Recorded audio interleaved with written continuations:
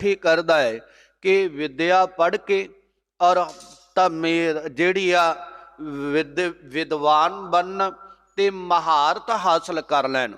भाई गुरदास साहब कहते आ विद्याहीन दीन खल नाम उपराज है।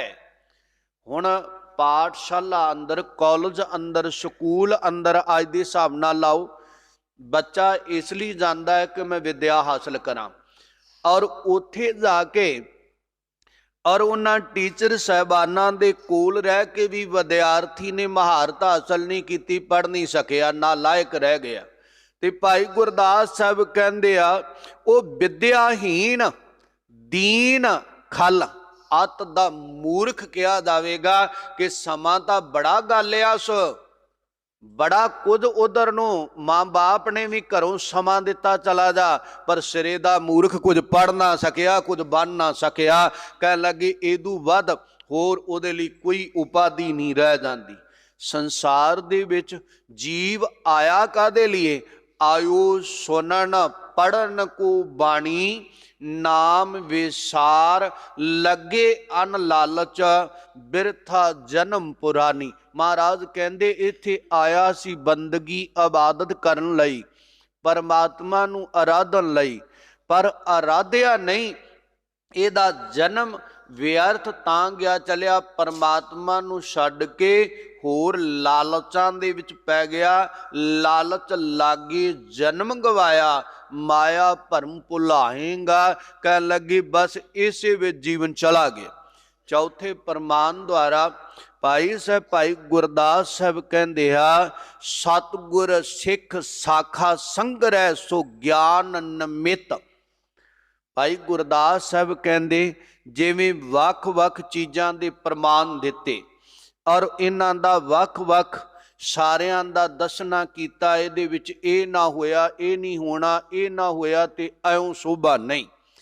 भाई गुरदास साहब कहते सतगुरु ने सिखा ने सतगुरु ने सिखां ते कृपा की ते वो शाखा संग्रह और शाखावां पैदा हुईयां, संप्रदावां पैदा हुईयां, विद्यालय पैदा हुए। भाई साहब कहते हो इस वास्ते सन सो ज्ञान निमित, गुरु दा श्रेष्ठ ज्ञान प्रदान करन वास्ते, गुरु दी गल समझाउण वास्ते, गुरु दी गल हिरदे विच वसाउण वास्ते। भाई साहब कहते बिन गुर ज्ञान, जे उत्थे गुरु दा ज्ञान नहीं, गुरु दी गल नहीं, गुरु दी विचार नहीं, बाणी नहीं, बाणा नहीं, भाई साहब कहते आ त्रिग जन्म को लाज है। कहते जेड़ा जीवन धारण करके रब दी गल नहीं धारण की गई, गुण नहीं धारण किए गए, भाई गुरदास साहब कहते लानत आए हो जे जीवन, तरकार ऐसे जीवन जिन्हें संसार दे अंदर आके निरंकार नूं नहीं पाया। महाराज कहते त्रिग जीवै त्रिग जीवास, ਉਹਦੇ ਲੰਨ ਤੇ ਆ ਜੀਵਨ ਨੂੰ ਫਟਕਾਰਿਆ ਤੇ ਜਿਹੜਾ ਜੀਵਨ ਜਿਉਵੇਂਗਾ ਬਿਨਾ ਗੁਨਾ ਤੋਂ ਬਿਨਾ ਇਬਾਦਤ ਤੋਂ ਉਹਨੂੰ ਵੀ ਲੰਨ ਤੇ। ਮਹਾਰਾਜ ਕਹਿੰਦੇ ਧ੍ਰਿਗ ਧ੍ਰਿਗ ਖਾਇਆ ਧ੍ਰਿਗ ਧ੍ਰਿਗ ਸੋਇਆ। ਜਿਨੇ परमात्मा ਦਾ ਨਾਮ ਤਿਆਗਿਆ, परमात्मा ਦੇ ਗੁਣ ਨਹੀਂ ਗਾਏ, परमात्मा दे मार्ग ते चलना नहीं पसंद किया, गुरु अमरदास साहब कहते हैं ओदा खाना भी जिहड़ा है ना जो कुछ खांदा है लानत जोग है। खाना इसलिए से जिंदा रहिए ते जीवन इसलिए मिलिया मालिक दा रूप हो जाइए, वो कुछ किया नहीं। कह लगे ओदा सौना और संसार विच वो भी लानत जोगे। अजाई सुत्या रात भी गवा देती और दिन खा पी के रात सौ के गवा देती। और भाई साहब ने जो बचन कहे महाराज कहते त्रिग त्रिग कापड़ अंग चढ़ाया, बड़े तरह के कपड़े पहन दे तन ते। कहन लगे लानता तेरे कपड़े पहनन नो, परमात्मा ने जिहड़ी तेरी पत ढकनी सी तू कपड़े पहन के भी नगे जा। लोकां नूं तेरियां हरकतां दा पता है, तेरी अवगुणां दा पता है, ਜਿਨੇ ਪਰਦਾ ਢਕਣਾ ਸੀ ਵਾਹਿਗੁਰੂ ਨੇ ਉਹਦੇ ਨਾਮ ਦਾ ਵਸਤਰ ਪਹਿਨਿਆ ਨਿਓ, ਇਸ ਕਰਕੇ ਤੇਰਾ ਬਾਹਰ ਦਾ ਤਨ ਤੇ ਚੜਾਇਆ ਹੋਇਆ ਕਪੜਾ ਇਹ ਵੀ ਲਾਨਤ ਜੋਗਿਆ, ਤਰਕਾਰ ਜੋਗੇ ਤ੍ਰਿਗ ਸਰੀਰ ਕੁਟੰਬ ਸਹਿਤ ਸਿਓ। ਕਹਿਣ ਲੱਗੀ ਲਾਨਤ ਆ, ਫਟਕਾਰ ਆ ਤੇਰੇ ਸਰੀਰ ਨੂੰ ਤੇ ਕੁਟੰਬ ਜਿਹੜੇ ਪਰਿਵਾਰ ਦੇ ਨਾਲ ਮਿਲ ਕੇ ਮਾਲਕ ਵਾਲੀ ਮਰਜ਼ਾਦਾ ਭੁੱਲ ਗਿਆ, ਮਾਲਕ ਤੈਨੂੰ ਚੇਤੇ ਨਹੀਂ ਆਉਂਦਾ। ਔਰ ਮਹਾਰਾਜ ਕਹਿੰਦੇ ਆ ਜਿੱਤ ਹੁਣ ਖਸਮ ਨਾ ਪਾਇਆ, ਜਿੱਤ ਜਿੱਥੇ ਮਿਲ ਕੇ ਮਿਲਾਪ ਕਰਕੇ ਔਰ ਜਿਹੜੇ ਨੇ ਇਹ ਤਨ ਵਿੱਚ ਰਹਿੰਦਿਆਂ ਹੋਇਆਂ ਮਾਲਕ ਵਾਹਿਗੁਰੂ ਨੂੰ ਨਾ ਪਾਇਆ, ਪ੍ਰਾਪਤ ਨਾ ਕੀਤਾ, ਵਾਹਿਗੁਰੂ ਨੂੰ ਨਾ ਅਰਾਧਿਆ, ਉਹਦੀ ਬਾਬਤ ਭਾਈ ਸਾਹਿਬ ਨੇ ਜੋ ਬਚਨ ਕਹੇ, ਮਹਾਰਾਜ ਕਹਿੰਦੇ ਉਹਦੇ ਤਰਕਾਰ ਲੰਨਤਿਆ, ਪੌੜੀ ਛੁੜਕੀ ਫਿਰ ਹਾਥ ਨਾ ਆਵੇ, ਹੱਥੋਂ ਨਿਕਲਿਆ ਹੋਇਆ ਸਮਾਂ ਔਰ ਪੌੜੀ ਤੋਂ ਫਿਸਲਿਆ ਹੋਇਆ ਪੈਰ, ਇਹ ਜਿਹੜਾ ਸਰੀਰ ਇਹਨੂੰ ਵੀ ਮਹਾਰਾਜ ਕਹਿੰਦੇ ਆ ਕਿ ਸਜਣਾ ਸੰਸਾਰ ਵਿੱਚ ਆਇਆ ਸੰਤ ਕਾ ਮਾਰਗ ਧਰਮ ਕੀ ਪੌੜੀ, ਕੋਵਡ ਭਾਗੀ ਪਾਏ ਕੋਟ ਜਨਮ ਕੇ ਕਿਲ ਬਿਖ ਨਾਸੇ, ਹਰ ਚਰਨੀ ਚਿਤ ਲਾਏ। ਇਹਦੇ ਨਾਲ ਇਹ ਪੌੜੀ ਦੇ ਨਾਲ ਅੱਗੇ ਵਧਣਾ ਸੀ, ਜਿਵੇਂ ਪੌੜੀ ਕਿਰਿਆ ਕਰਦੀ ਉੱਪਰ ਲਿਜਾਣ ਦੀ ਤੇ ਔਰ ਥੱਲੇ ਲਿਆਉਣ ਦੀ। ਅਗਰ ਉੱਪਰ ਜਾ ਕੇ ਕਿਸੇ ਦਾ ਪੈਰ ਫਿਸਲ ਜਾਏ ਉਹ ਥੱਲੇ ਡਿੱਗ ਪੈਂਦਾ ਹੈ। ਤੇ ਭਾਈ ਸਾਹਿਬ ਨੇ ਜੋ ਬਚਨ ਕਹੇ, ਮਹਾਰਾਜ ਨੇ ਗੁਰਬਾਣੀ ਅੰਦਰ ਵੀ ਕਿਹਾ, ਕਹਿੰਦੇ ਇਸ ਪੌੜੀ ਤੇ ਜੋ ਨਰ ਚੁਕੈ ਆਏ ਜਾਹੇ ਦੁੱਖ ਪਾਏਂਦਾ, ਉਹਨੇ ਹੀ ਆਵਾਗਮਨ ਚ ਪੈਣਾ ਹੈ, ਦੁਖੀ ਉਹਨੇ ਹੀ ਹੋਣਾ ਹੈ ਜਿਹੜਾ ਉੱਕ ਗਿਆ, ਜਿਹੜਾ ਜਿਹਦਾ ਪੈਰ ਫਿਸਲ ਗਿਆ ਪਰਮਾਤਮਾ ਦੇ ਮਾਰਗ ਤੋਂ, ਆਵਾਗਮਨ ਵਿੱਚ ਉਹਨੇ ਪੈਣਾ ਹੈ। ਅਹਿਲਾ ਜਨਮ ਗਵਾਇਆ, ਅਜ਼ਾਈ ਹੀ ਆਪਣਾ ਜੀਵਨ ਜਿਹੜਾ ਉਹਨੂੰ ਬਰਬਾਦ ਕਰ ਦਿੱਤਾ, ਜੀਵਨ ਨੂੰ ਸੁਖਾਰਤਾ ਨਾ ਕਰ ਸਕਿਆ, ਮਾਲਕ ਦੇ ਅਨੁਕੂਲ ਨਾ ਬਣਾ ਸਕਿਆ। ਮਹਾਰਾਜ ਕਹਿੰਦੇ ਧ੍ਰਿਗ ਧ੍ਰਿਗ ਮਨ ਮੁਖ ਜਨਮ ਗਵਾਇਆ, ਲਨ ਤੇ ਮਨ ਦੇ ਮੰਗਰ ਲੱਗ ਕੇ ਆਪਣਾ ਜੀਵਨ ਵਿਅਰਥ ਗਵਾ ਲਿਆ, ਉਹਨੂੰ ਸਫਲਾ ਨਾ ਬਣਾਇਆ। ਪੂਰੇ ਗੁਰ ਕੀ ਸੇਵ ਨਾ ਕੀਨੀ, ਗੁਰੂ ਅਮਰਦਾਸ ਸਾਹਿਬ ਕਹਿੰਦੇ ਪੂਰੇ ਗੁਰੂ ਦੀ ਸੇਵਾ ਤੋਂ ਬਗੈਰ ਜੀਵਨ ਸਫਲ ਨਹੀਂ ਹੁੰਦਾ, ਪੂਰੇ ਗੁਰੂ ਦੇ ਬਚਨ ਮੰਨਿਆ ਤੋਂ ਬਗੈਰ ਜੀਵਨ ਸਫਲ ਨਹੀਂ ਹੁੰਦਾ।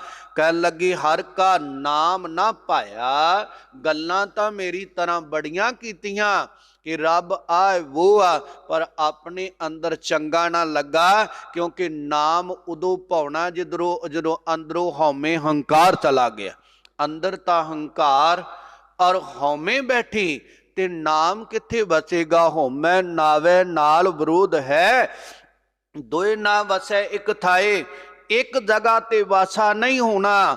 ਕਹਿਣ ਲੱਗੀ ਸਜਣਾ ਇੱਥੇ ਸੰਸਾਰ ਵਿੱਚ ਰਹਿੰਦਾ ਹੋਇਆ ਔਰ ਕਦੇ ਵੀ ਤੂੰ ਨਿਰੰਕਾਰ ਨੂੰ ਨਾ ਭੁੱਲ, ਨਿਰੰਕਾਰ ਨੂੰ ਭੁੱਲ ਗਿਆ ਤੇ ਤੇਰਾ ਜੀਵਨ ਜਿਹੜਾ ਇਹ ਲਾਨਤਕਾਰੀ ਬਣ ਜਾਣਾ ਹੈ। ਇਹਦੀ ਸਫਲਤਾ ਉਦੋਂ ਹੋਣੀ ਹੈ ਜਦੋਂ ਸੰਸਾਰ ਜਿੱਥੇ ਤੇਰਾ ਜਨਮ ਹੋਇਆ ਹੈ ਨਾ, ਇਹਦੇ ਵਿੱਚ ਰਹਿੰਦਿਆਂ ਜਿਵੇਂ ਧੀ ਬੇਟੀ ਮਾਂ ਬਾਪ ਦੇ ਘਰ ਰਹਿੰਦਿਆਂ ਤੇ ਇਹ ਗੱਲ ਦਾ ਖਿਆਲ ਰੱਖੇ ਮੈਂ ਸਹੁਰੇ ਘਰ ਜਾਣਾ ਤੇ ਉਥੋਂ ਲਈ ਚੰਗੇ ਗੁਣ ਇਕੱਠੇ ਕਰੇ ਕਿ ਉਸ ਪਰਿਵਾਰ ਵਿੱਚ ਜਾ ਕੇ ਮੇਰੀ ਸ਼ੋਭਾ ਕਿਵੇਂ ਹੋਣੀ, ਕਦਰ ਕਿਵੇਂ ਹੋਣੀ, ਮੇਰਾ ਵਾਸਾ ਕਿਵੇਂ ਹੋਣਾ ਹੈ, ਉੱਥੇ ਮੈਂ ਸਦੀਵ ਕਿਵੇਂ ਬਣੀ ਰਹਿਣਾ।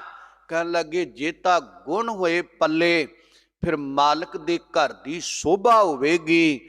ਔਰ ਮਹਾਰਾਜ ਕਹਿੰਦੇ ਜੇ ਸੰਸਾਰ ਵਿੱਚ ਰਹਿੰਦਿਆਂ ਜਿਹਨੂੰ ਸਿੱਖ ਨੂੰ ਚੇਤਾ ਆ ਗਿਆ ਨਾ ਕਿ ਮੈਂ ਨਿਰੰਕਾਰ ਮਾਲਕ ਦੇ ਘਰ ਵਿੱਚ ਜਾਣਾ, ਉਹਦੇ ਘਰ ਵਿੱਚ ਕਿਵੇਂ ਸ਼ੋਭਾ ਪਾਉਣੀ, ਕਿਸ ਤਰ੍ਹਾਂ ਮੇਰੀ ਉਹਦੇ ਨਾਲ ਬਣ ਆਵੇ, ਕਿਵੇਂ ਉਹ ਮੇਰੇ ਤੇ ਪ੍ਰਸੰਨ ਚਿੱਤ ਮੇਰਾ ਮਾਲਕ ਰਵੇ।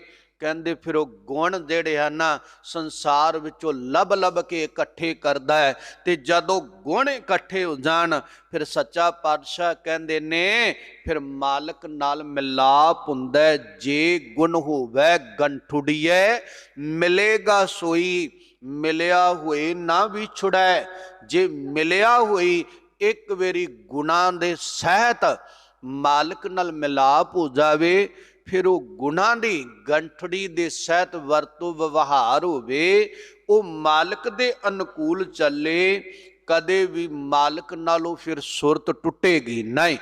ਔਰ ਸੰਸਾਰ ਵਿੱਚ ਰਹਿੰਦਾ ਹੋਇਆ ਉਹਦਾ ਸੰਬੰਧ ਮਾਲਕ ਨਾਲ ਹੋਵੇਗਾ, ਮਾਲਕ ਦੀ ਦਰ ਦਾ ਉਹ ਮਾਲਕ ਹੀ ਬਣ ਜਾਵੇਗਾ। ਮਾਲਕ ਉਹਨੂੰ ਸੇਵਕ ਨਹੀਂ ਰਹਿਣ ਦਿੰਦਾ, ਉਸ ਨੂੰ ਮਾਲਕ ਬਣਾ ਦਿੰਦਾ ਹੈ, ਆਪਣੇ ਨਾਲ ਮਿਲਾ ਲੈਂਦਾ ਹੈ। ਕਹਿੰਦੇ ਸਜਣਾ ਸੰਸਾਰ ਬਗੀਚਾ ਹੀ, ਸੰਸਾਰ ਦੇ ਅੰਦਰ ਰਹਿ ਕੇ ਔਰ ਜੀਵਨ ਨੂੰ ਫਲ ਨਾਮ ਦਾ, ਗਿਆਨ ਦਾ, ਗੁਣਾਂ ਦਾ ਲਾ।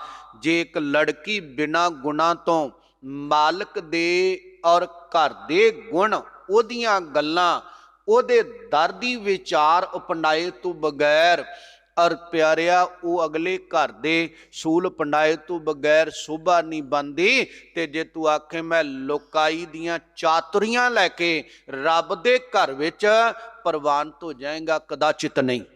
ਰੱਬ ਦੇ ਘਰ ਵਿੱਚ ਪ੍ਰਵਾਨ ਹੋਣਾ ਹੈ, ਇਥੋਂ ਦੀ ਸਿਆਣਪਤਾ, ਇਥੋਂ ਦੀ ਚਾਤੁਰੀ ਛੱਡ ਕੇ ਨਿਮਾਣਾ ਨਿਤਾਣਾ ਹੋ ਕੇ ਔਰ ਮਾਲਕ ਦੇ ਅਨੁਕੂਲ ਹੋ ਕੇ ਚੱਲਣਾ ਪਵੇਗਾ। ਤਾਂ ਹੀ ਉਹਦੇ ਦਰ ਤੇ, ਉਹਦੇ ਘਰ ਵਿੱਚ ਮਾਨ ਅਦਬ ਸਤਿਕਾਰ ਮਿਲੇਗਾ। ਤੇ ਜਦੋਂ ਮਾਲਕ ਦੇ ਨਾਲ ਜੁੜੇ ਹੋਏ ਲੋਕਾਈ ਅੱਗੇ ਝੁਕੇਗੀ। ਇਹ ਭਾਈ ਸਾਹਿਬ, ਭਾਈ ਗੁਰਦਾਸ ਸਾਹਿਬ ਨੇ ਆ ਸਾਡੇ ਤੇ ਮਿਹਰਬਾਨੀ ਕਰਦਿਆਂ ਹੋਇਆਂ ਜੋ ਸਾਨੂੰ ਗੁਰਮਤਿ ਦੀ ਗੱਲ ਸਮਝਾਉਣ ਦਾ ਯਤਨ ਕੀਤਾ, ਤੁਸ਼ ਬੁੱਧੀ ਨਾਲ ਵਿਚਾਰ ਬੜੀ ਲੰਬੇਰੀ, ਬੜੇ ਪ੍ਰਮਾਣ ਨੇ ਧੰਨ ਗੁਰੂ ਗ੍ਰੰਥ ਸਾਹਿਬ ਮਹਾਰਾਜ ਅੰਦਰ, ਬੜੇ ਪ੍ਰਮਾਣ ਨੇ ਹੋਰ ਗ੍ਰੰਥਾਂ ਅੰਦਰ। ਕੇਵਲ ਸੰਖੇਪ ਤੋਂ ਸੰਖੇਪ ਰੂਪ 'ਚ ਜੇ ਯਤਨ ਆ ਵੀ ਸੁਖਾਲੇ ਜੇ ਢੰਗ ਨਾਲ ਜਿਹੜਾ ਸਾਨੂੰ ਸਾਰਿਆਂ ਨੂੰ ਗੱਲ ਸਮਝ ਵਿੱਚ ਆਉਂਦੀ ਜਾਵੇ, ਔਰ ਉਸ ਨੂੰ ਮਨ ਦੀ ਆਸ਼ਾ ਲੈ ਕੇ ਵਿਚਾਰ ਕਰਨ ਦਾ ਯਤਨ ਹੈ। ਫਿਰ ਵੀ ਕਈ ਵਾਰ ਮੇਰੇ ਸਮਝਾਉਣ ਦਾ ਤਰੀਕਾ ਸਹੀ ਨਹੀਂ ਹੋ ਸਕਦਾ, ਸਾਰਿਆਂ ਦੇ ਗੱਲ ਪਕੜ 'ਚ ਨਹੀਂ ਆਈ, ਉਹਦੀ ਮੈਨੂੰ ਖਿਮਾ ਕਰਿਆ ਜੇ।